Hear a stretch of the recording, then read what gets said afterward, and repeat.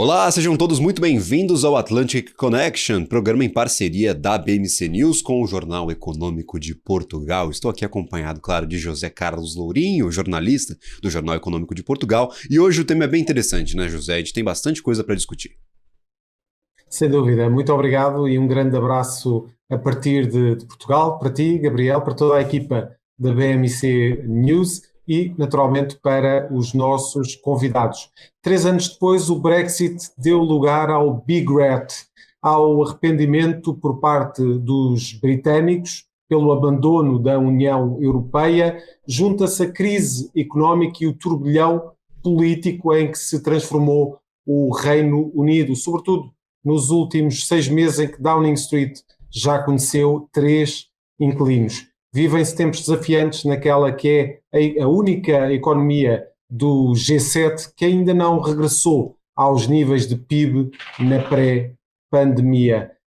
Temos connosco para esta conversa que estreita os dois lados do Atlântico, temos connosco então Velber Barral, é estrategista de comércio exterior do Banco Orinvest e ex-secretário de Comércio Exterior, e também Bruno Manteigas, correspondente em Londres da Lusa, Agência de Notícias de Portugal.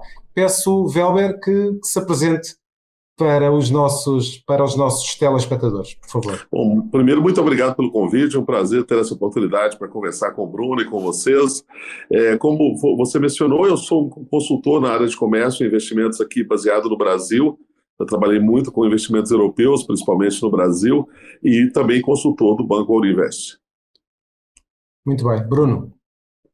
Olá, muito obrigado também pelo convite, muito prazer por estar aqui. Eu sou jornalista da agência Lusa, estou no Reino Unido há cerca de 17 anos, antes estive também 5 anos em Paris, sou jornalista correspondente estrangeiro, não tenho uma especialidade, estou atento a todas as temáticas, mas realmente o Brexit tem-me ocupado muito tempo nos últimos anos.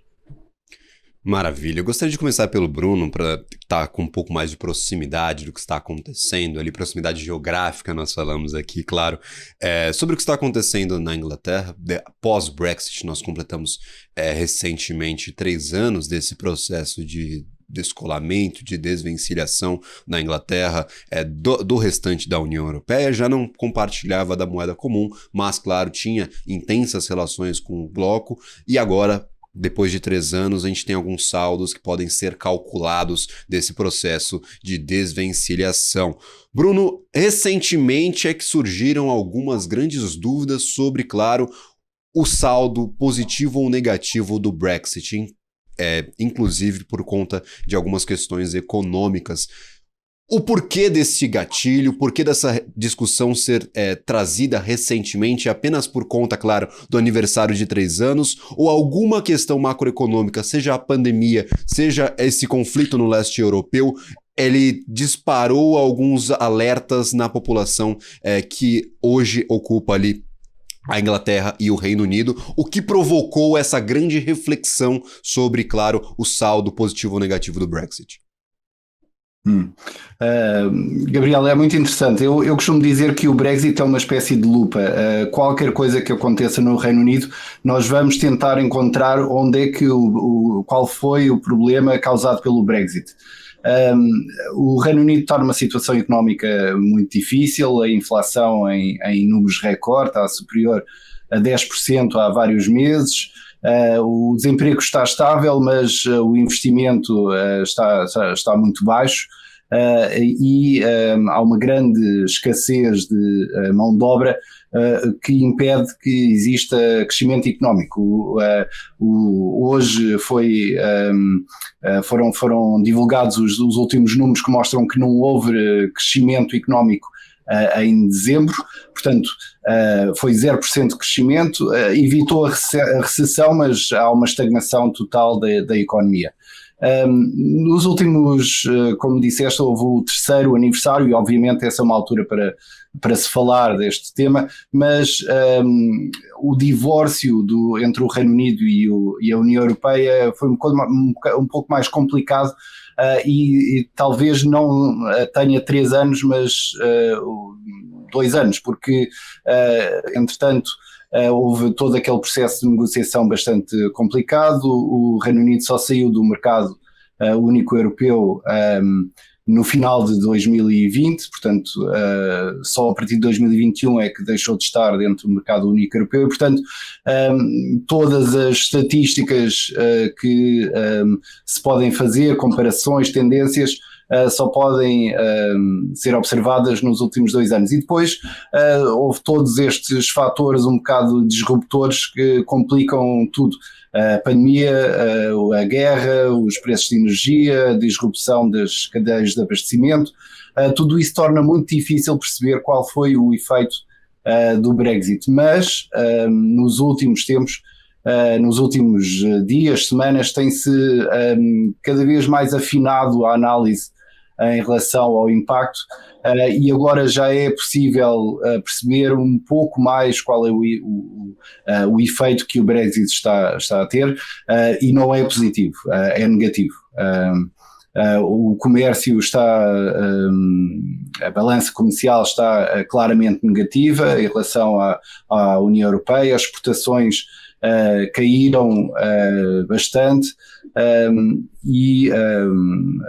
enfim, eu posso dar alguns números, não sei se querem já, mas a Bloomberg Economics disse que o Brexit está a custar à economia britânica 100 mil milhões de libras por ano, ou seja, o PIB é 4% mais pequeno à custa do Brexit.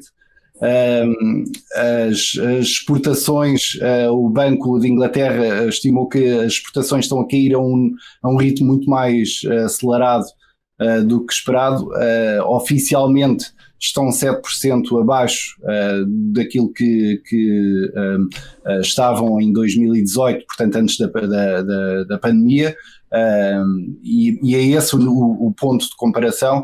O Banco de Inglaterra acha que é o dobro, acha que estão 14% abaixo e que, enfim, como foi alterada a forma como é feita as estimativas, ainda não é reproduzido nas estatísticas oficiais. Portanto, como disseste, o Reino Unido atualmente está muito atrás de todos os outros países do G7 em termos de crescimento económico, e o FMI recentemente disse que será o único país no G7 que não vai crescer em 2023, que vai entrar em recessão e que vai ter um desempenho económico muito abaixo de todos os outros, incluindo a Rússia. O Bruno já fez aqui, de facto, um enquadramento muito completo, um enquadramento macroeconómico daquele que tem sido o percurso das contas do Reino Unido desde que saiu da União Europeia.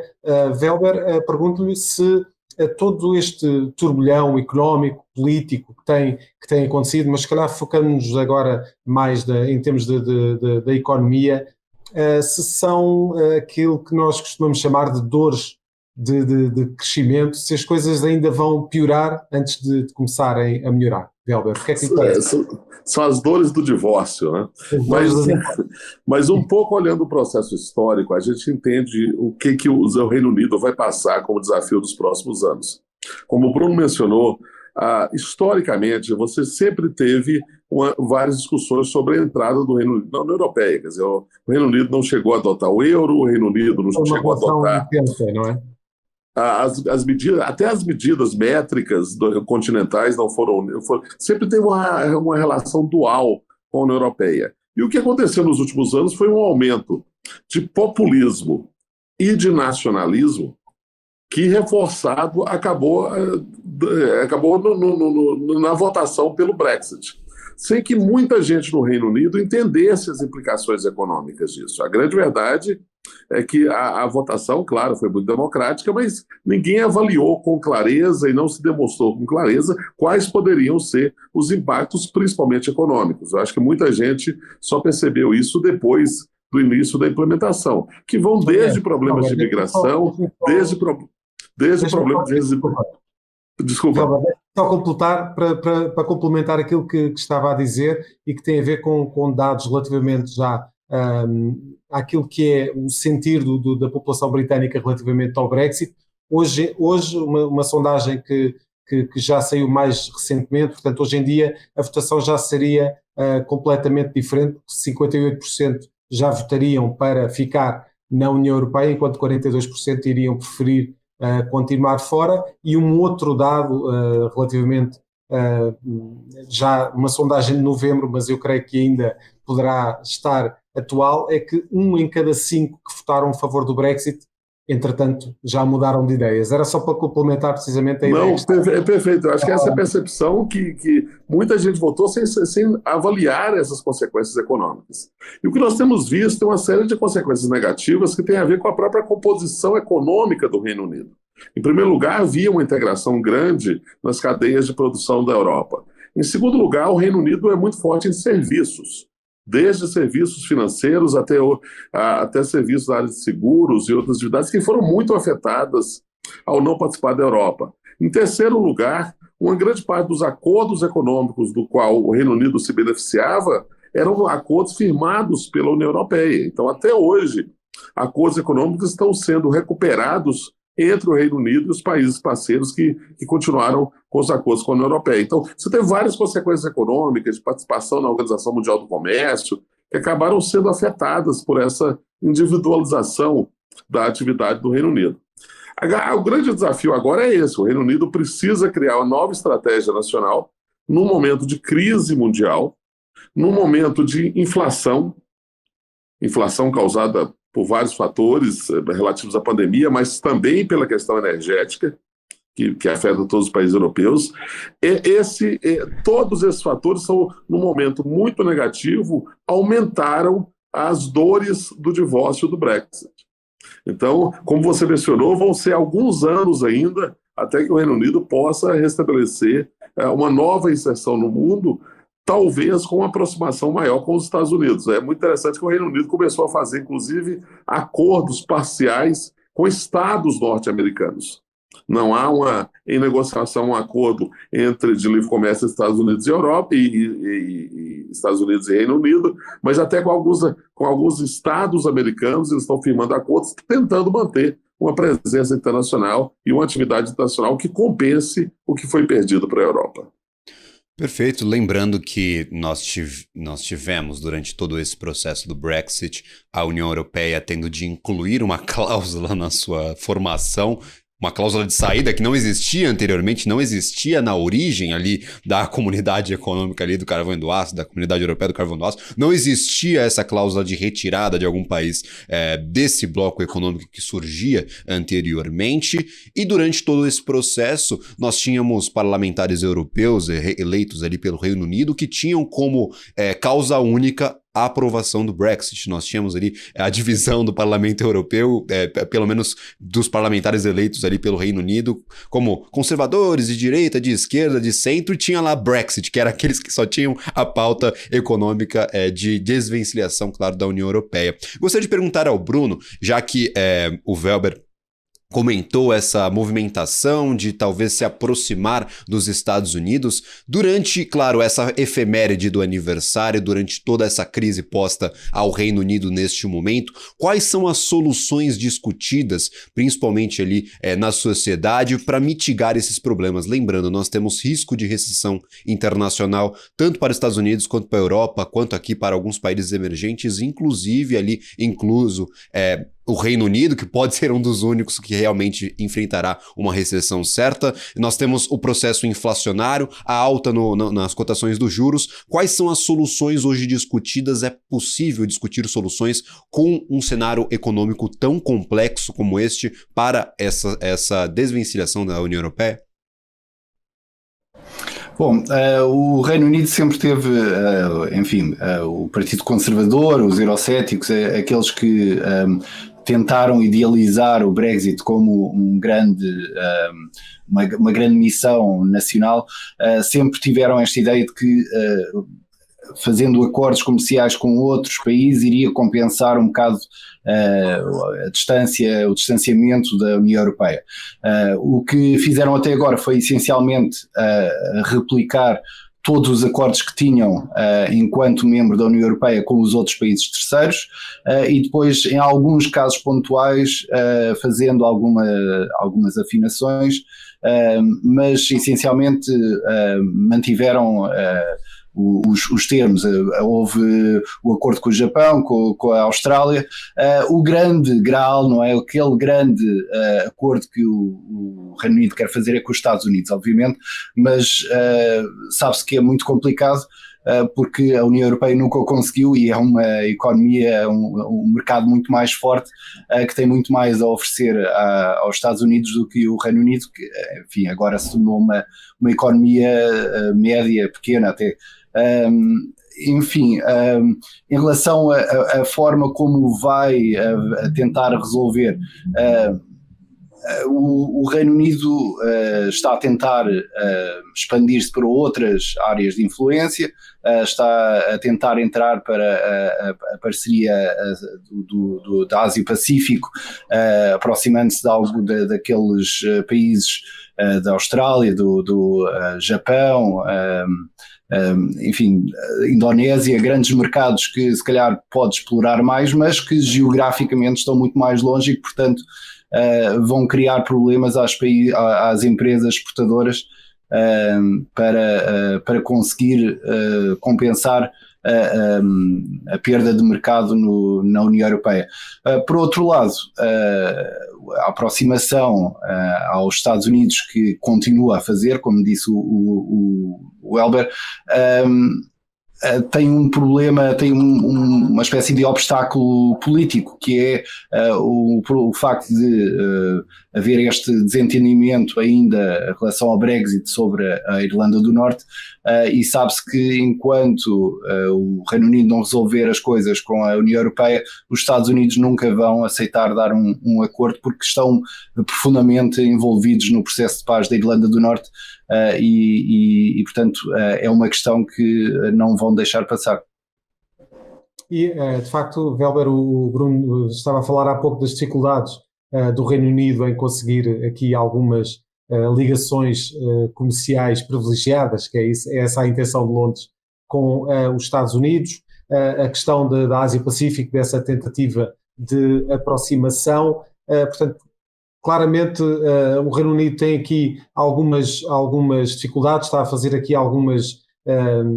tomar aqui algumas iniciativas para poder aproximar-se de alguns mercados que seriam, se calhar, em situação normal, e se tivesse mantido na União Europeia, seriam quase mercados complementares, percebendo aquela que é a dificuldade do Reino Unido, até pelo facto de estar com a economia, com aqueles dados que já referimos, com a estagnação e sem previsão de crescimento à vista, é mais difícil para Londres conseguir negociar estes acordos numa situação de fragilidade.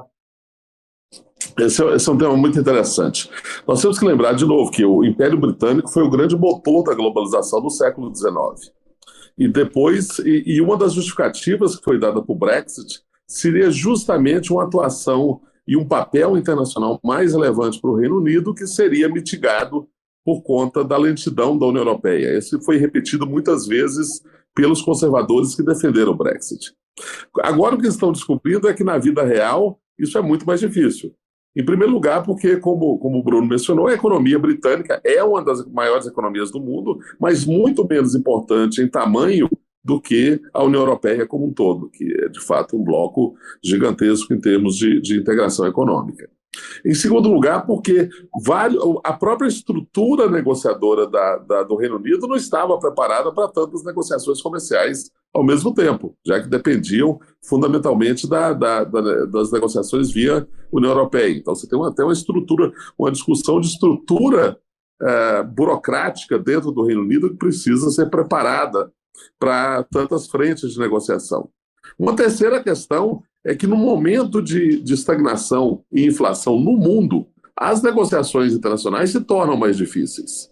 Há um movimento de aumento de protecionismo no mundo, não só na Europa e nos Estados Unidos, o que também torna as negociações mais difíceis, os países mais isolados, até por questões geopolíticas que estão sendo levadas em consideração agora. Uma outra questão é que os países têm prioridades nas suas negociações. Então, pegando aqui o exemplo do Mercosul, o Mercosul tem uma negociação de 20 anos com a União Europeia, que agora esperemos que possa avançar, mas o Reino Unido sequer está no horizonte.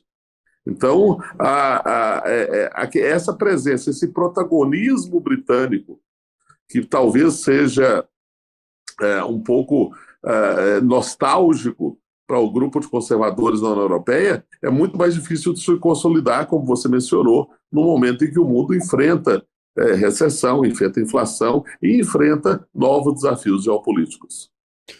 Certíssimo. Falando sobre geopolítica, aí uma pergunta aberta para nós discutirmos, tanto com o Bruno, tanto com o Welber. Nós tínhamos, antes do Brexit, esse enfraquecimento da instituição União Europeia, que culminou, claro, na saída do Reino Unido dessa grande união de países. Depois de 3 anos, nós temos a ponta que perdeu com essa separação, que é, claro, a do Reino Unido, com uma economia fragilizada, sem grandes acordos internacionais em discussão. No entanto, da outra ponta, a União Europeia ela sai fortalecida desse movimento. Nós tínhamos, por exemplo, o Frexit, que era especulado, uma saída da França, outros países querendo deixar a União Europeia. Depois do que vimos acontecer com o Reino Unido, o que está acontecendo com o Reino Unido, a União Europeia ela sai mais forte desse processo? É interessante porque realmente a questão da Irlanda do Norte e o Brexit azedaram muito as relações entre Londres e Bruxelas, não é? O processo do Brexit foi um divórcio bastante difícil e acrimonioso. E deixou os lados bastante desconfiados em relação um ao outro. Mas agora a questão da Ucrânia veio mudar as coisas completamente. Aliás, deixa acrescentar que mesmo durante a pandemia e aquele desentendimento em relação às vacinas da AstraZeneca, etc., refletiu bastante essa desconfiança. Mas agora a guerra na Ucrânia veio reaproximar o Reino Unido e a União Europeia e é interessante que é claro que a União Europeia está muito mais unida. O Brexit já tinha ajudado a unir a União Europeia, a Ucrânia voltou a fazer isso agora e até durante a pandemia houve aquela questão do endividamento comum, que foi algo completamente inédito e que tornou a Europa, enfim, muito mais forte e mais capaz de competir com os Estados Unidos. E agora, em termos de política externa, o Reino Unido, que se queria distanciar da União Europeia, percebeu que é muito útil ter um aliado tão próximo e com quem se identifica tanto. Os valores são comuns, a política externa é também comum, o desejo de combater a Rússia, de combater a influência da China, de lutar pela defesa dos direitos humanos, da democracia, tudo isso é muito mais próximo. Claro que mantém aquela chamada relação especial com os Estados Unidos, mas os Estados Unidos, pelo menos nesta era de Joe Biden, estão muito alinhados com a União Europeia e, portanto, o Reino Unido tem que ir atrás e para já tem corrido essencialmente bem, e o Reino Unido também lhe convém que a União Europeia esteja unida e seja forte. Eu concordo com o Bruno. Eu acrescentaria o seguinte: claro, havia um certo enfraquecimento da União Europeia antes da guerra da Ucrânia e até antes da pandemia. A pandemia mostrou a capacidade de articulação entre os países da União Europeia e, principalmente, a guerra na Ucrânia aumentou a relevância da União Europeia e a relevância da OTAN, que também estava um pouco esquecida. Então, muda o cenário e mudam as perspectivas quanto à relevância e protagonismo dessas entidades. E, a partir daí, nós temos uma série de questões em que a coordenação europeia se mostra muito mais poderosa até pelos recursos disponíveis. Dou 2 exemplos. Um deles é a questão da própria reconstrução da Ucrânia. Então, há uma expectativa de que grandes fundos europeus terão que ser destinados depois para a reconstrução da Ucrânia, que vai beneficiar as empresas europeias. Isso é um ponto, é um mercado que vai existir no futuro para as empresas europeias. Um outro ponto importante é a necessidade de transição energética, que se mostrou mais relevante ainda na questão da dependência do gás russo e que está levando a toda uma nova tecnologia financiada e desenvolvida pela União Europeia na questão da transição energética, onde, de novo, o poder da União Europeia, os recursos disponíveis e a articulação dos países se mostra extremamente relevante e com a não participação do Reino Unido. Mais do ponto de vista político, Bruno, temos tido aqui de facto uma convulsão política nos últimos meses, com vários protagonistas, com Liz Truss a assumir o cargo e a ser muito criticada pela implementação de algumas políticas que levantaram de facto alertas muito fortes relativamente àquilo que não poderia ser feito na chamada economia britânica. Agora temos Rishi Sunak, que tinha concorrido precisamente com Liz Truss para assumir a liderança do partido. Como é que vês todas estas convulsões políticas no Reino Unido e se existe aqui alguma via de normalização, digamos, que depois vai desencadear também numa capacidade de ter políticas económicas mais consistentes e mais robustas? Bom, essencialmente o grande problema dos últimos anos e de certa forma acentuado com o Brexit é a extrema polarização que existe dentro do Partido Conservador e que está cheio de tendências e de alas de diferentes, diferentes temáticas que cria um ambiente muito propício a que os líderes não fiquem lá muito tempo. Liz Truss era representativa de uma ala bastante conservadora, neoliberal, um pouco inspirada por Margaret Thatcher, e o Partido Conservador nota-se que está muito voltado para essa nostalgia do passado que também de certa forma levou ao Brexit. Rishi Sunak é também um admirador de Margaret Thatcher, mas muito mais moderado e que realmente estabilizou um pouco as coisas. As taxas de juros baixaram, a volatilidade nos mercados financeiros. Essencialmente agora a grande prioridade deste governo é reduzir a inflação e parece que está encaminhado que poderá conseguir. Até tem estado bastante sob pressão por causa das greves para aumentar os salários, essencialmente na função pública, setor da saúde e educação, mas por enquanto está a resistir e se continuar mais algum tempo talvez a inflação o ajude e dê alguma margem. Em relação ao que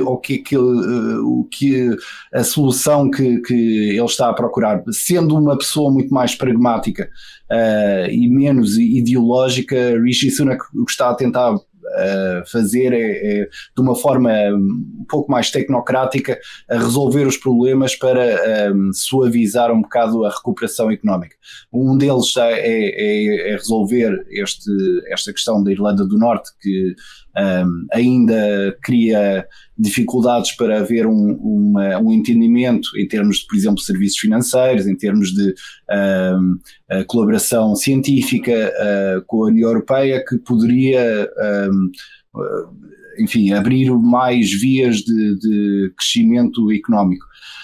Mas a alternativa poderá vir daqui a 2 anos, essencialmente, que quando existirem as eleições legislativas, tudo indica que o Partido Trabalhista vai ganhar com uma grande maioria, se tudo continuar como está agora, tem essencialmente 30 pontos percentuais de diferença em relação aos conservadores, e aí há menos divisão em relação àquilo que se deve fazer. O Partido Trabalhista parece estar muito mais decidido em fazer acordos e aproximar-se da União Europeia, em fazer uma política ambiental de redução das emissões de carbono e apostar mais na economia verde, enfim, talvez dê alguma estabilidade política ao Reino Unido que não tem tido nos últimos anos, e que, sendo um partido que está no poder há 13 anos, os conservadores se calhar estão a perder essa confiança dos mercados e a confiança dos investidores. Perfeito. Eu sei que vai ter alguém perguntando no nosso chat, então já vou antecipar essa pergunta e traçar algumas possibilidades, mesmo que talvez absurdas aqui para a nossa economia internacional. Bruno falava sobre um certo saudosismo, uma nostalgia. Agora nós falamos sobre a dificuldade de tecer acordos internacionais, pelo menos neste momento em que a questão com a Irlanda do Norte ainda não está resolvida. Há uma intensificação da política britânica e ali do Reino Unido como um todo de solucionar esses problemas causados pelo Brexit. Há alguma possibilidade de o Reino Unido ter que voltar atrás, ou é algo que já foi feito, não há solução? Então, como já vai ter gente perguntando no nosso chat, eu pergunto ao Welber quais seriam as soluções para um Reino Unido que está teoricamente devastado depois do Brexit. Nós temos confusões ali políticas, primeiros ministros que vão e vêm para a política ali do Reino Unido. Como que está essa grande discussão? Há a possibilidade de uma volta? Essa nostalgia ela pode ser conquistada pelo Reino Unido e talvez reintegrar ali, retecer as suas relações com a União Europeia? Na última semana falou-se realmente um pouco nisso, na possibilidade de o Reino Unido voltar à União Europeia. Dois dos negociadores europeus escreveram livros sobre o processo e falaram sobre isso. Obviamente que no Reino Unido não há um movimento grande para fazer pressão para voltar a aderir à União Europeia. O Partido Trabalhista não tem isso no seu programa, o Partido Conservador de certeza, e portanto no horizonte próximo não deverá acontecer. Mas o que foi interessante os negociadores discutirem foi que o Reino Unido tem que ter cuidado, porque se antes já havia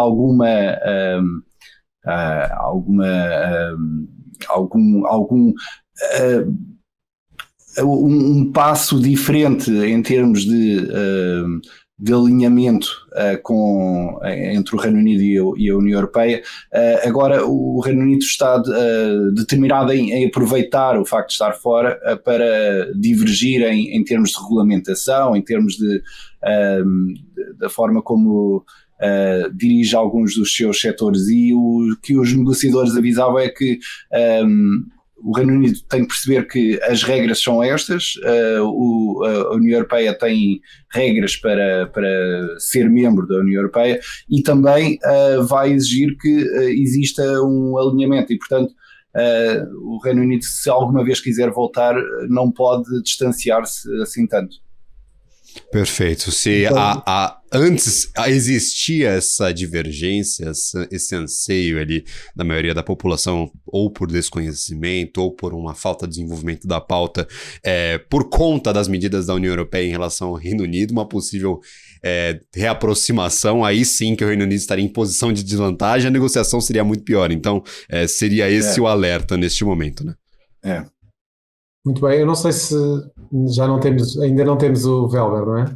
Ainda não, infelizmente não temos o áudio do Welber, mas claro, continuamos com essa discussão. Ele deixou aqui a nossa sala, mas claro, retomaremos esse contato com o Welber o mais rápido possível e claro, continuamos essa conversa com ele. Por favor, José, se tiver mais alguma pergunta, fique à vontade. Eu creio que já estaremos perto do final do nosso programa, mas tinha aqui alguns dados para colocar, para podemos então refletir um pouco relativamente àquilo que é a relação económica entre precisamente o Reino Unido e o Brasil.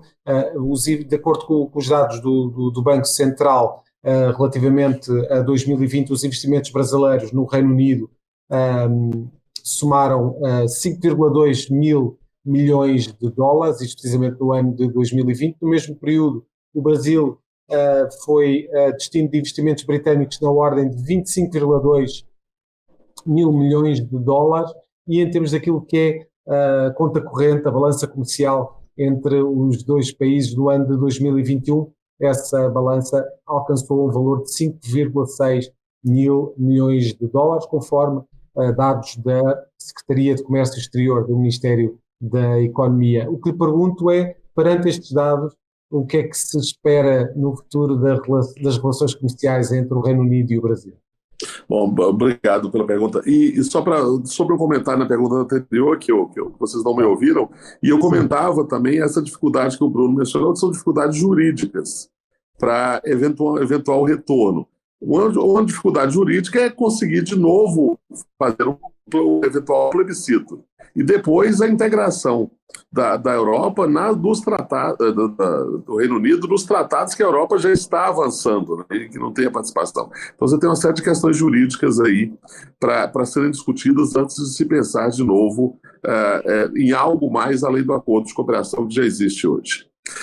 Com relação à relação com o Brasil, o Reino Unido é um investidor muito tradicional no Brasil. Você tem muito investimento industrial de empresas britânicas que já estão no Brasil há várias décadas, e há alguns acordos de cooperação interessantes.